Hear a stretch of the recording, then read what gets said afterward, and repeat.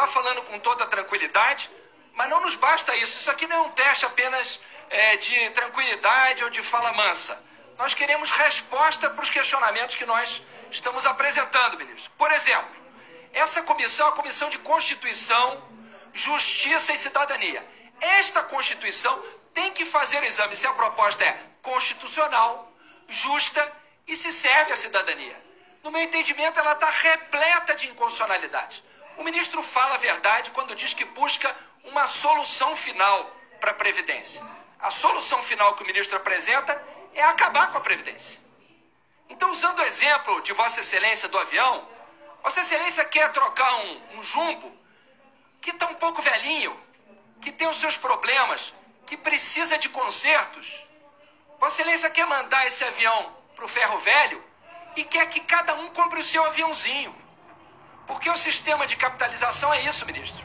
É cada um por si, Deus por todos. O senhor está destruindo os pilares da Previdência Social brasileira, que se baseia na ideia da contribuição e da solidariedade. Assim é fácil resolver o problema da Previdência. O senhor está entregando cada um à própria sorte, ou ao próprio azar. Fazer isso com quem ganha pouco é uma injustiça e uma crueldade sem tamanho. E não é verdade que essa reforma mire nos privilegiados. Não são 83%, como foi dito aqui. Nos 20 anos, ministro, 91,17% da economia que o senhor promete fazer para o país, em cima do regime geral, do BPC e do abono. 91,17%. Isso é mirar nos privilegiados? Tirar o abono de quem ganha mais de um salário mínimo é mirar nos privilegiados? O senhor tem coragem de vir a essa casa e dizer que tirar o abono de quem ganha mais de um salário mínimo é mirar nos privilegiados? Mas como é possível fazer isso, ministro? Esse sistema que o senhor quer que o Brasil adote está levando os idosos no Chile ao suicídio. Esse não é o sistema que a gente quer para o Brasil. Eu concordo, e há pouco falou o líder do meu partido, PSB, nós concordamos que são necessários ajustes na Previdência. Se o senhor quer debater privilégios, vamos debatê-los. O senhor não pode dizer que 91,17% miram nos privilégios. Não é verdade, ministro. O senhor não pode comparar o regime geral com a Previdência do Rio de Janeiro. O senhor está comparando banana com farinha. O senhor está comparando banana com um cimento. A Previdência dos Estados é uma Previdência Pública, é um regime próprio, não tem nada a ver com o regime geral. O senhor sabe disso. Então, por favor, não venha essa casa dizer que se nós não fizermos o que o senhor está propondo, a Previdência Nacional vai quebrar como o Rio de Janeiro. Não é verdade. O senhor sabe que o problema dos servidores públicos já foi resolvido. O senhor sabe disso. A reforma de 2003 e a reforma de 2013 resolveram o problema dos servidores públicos. Não, mas tem um estoque. É verdade. Tem um problema com o estoque de servidores anteriores a isso. Vamos discutir uma transição justa. Eu estou de acordo que tem que ser pedido um sacrifício aos servidores públicos. Mas o sacrifício que o senhor pede não é justo. Uma servidora, para quem faltaria 9 meses para se aposentar, pela regra do senhor vai faltar 11 anos. Isso é razoável? Um dos princípios da Constituição é o princípio da razoabilidade. É razoável pedir a uma pessoa a quem faltam 9 meses que trabalhe mais 11 anos? O senhor vai falar, é porque é o serviço público. Então vou apresentar do regime geral.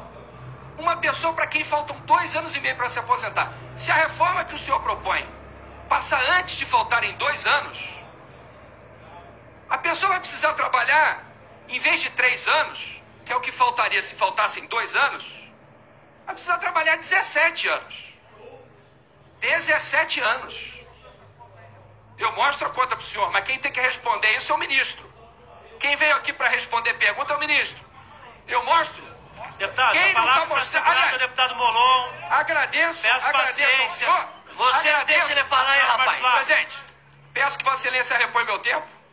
Peço que Vossa Excelência repõe meu tempo. Deputado, repõe o tempo, 20 segundos. Muito obrigado. Peço, a palavra está segurada. O colega foi muito útil para lembrar que quem tem que mostrar as contas é o ministro.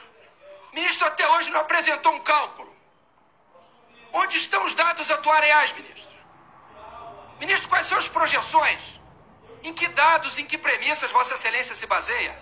Por exemplo, eu gostaria que o senhor respondesse objetivamente qual é a premissa de reajuste do salário mínimo em que o senhor se baseia para fazer essas projeções. O salário mínimo vai voltar a ter inflação mais PIB? Vai continuar tendo ou só inflação? Diga perante essa casa o que o senhor está propondo para os assalariados do país, a quem o governo chama de privilegiados. Esses que o presidente da República defendia quando era candidato. E falava que era desumano e cruel colocar a idade de 65 anos. Era o chefe de Vossa Excelência que dizia isso. O presidente da República. E agora se esconde para falar de reforma da Previdência, porque ele não defende a reforma que o senhor mandou para essa casa. Nem ele defende essa reforma. O presidente tem vergonha de falar dessa reforma. Ele foge desse tema nas redes sociais mais que o diabo foge da cruz. Porque ele tem vergonha dessa proposta. Essa proposta é cruel. Se o senhor não pretendesse fazer economia... Essa história de que vai receber 400 e depois não recebe nada... Se o objetivo disso fosse beneficiar os idosos, o senhor não estava fazendo conta de economia com isso. E o senhor está mostrando quanto isso vai economizar. Se o governo vai economizar com isso, é porque os pobres vão perder, ministro.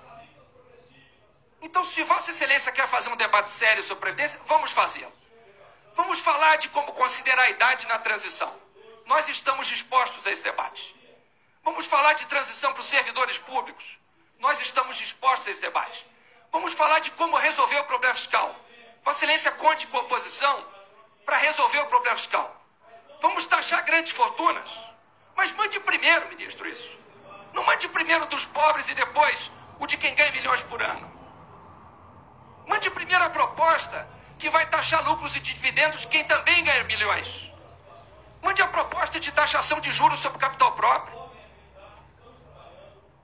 Vamos começar por isso. Conte com a oposição para isso. Vamos revogar a MP do trilhão. Vossa Excelência quer economizar 1 trilhão.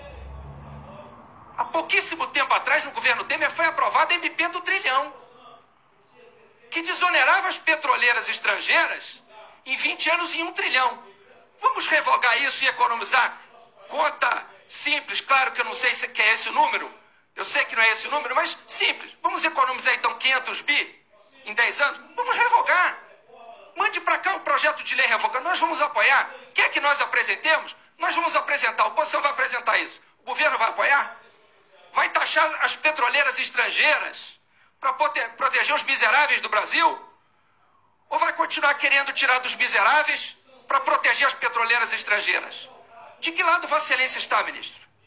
De que lado o governo está? Porque nessa hora precisa escolher um lado. Todo mundo diz que está do lado do Brasil, mas nós queremos saber por onde Vossa Excelência vai começar. Aqui Vossa Excelência começou pelos miseráveis, pelos mais pobres. Eu recebi de uma empregada doméstica do Paraná a seguinte mensagem: eu trabalho há 25 anos, de doméstica, 19 anos registrada, fui informal, trabalhei na roça desde os 10 anos, tenho 49 anos, gostaria de saber quando vou me aposentar, lembrando que meu salário no Paraná é R$ 1.300. O senhor sabe o que eu tenho que responder para ela? Que na reforma do senhor ela vai trabalhar mais e ganhar menos.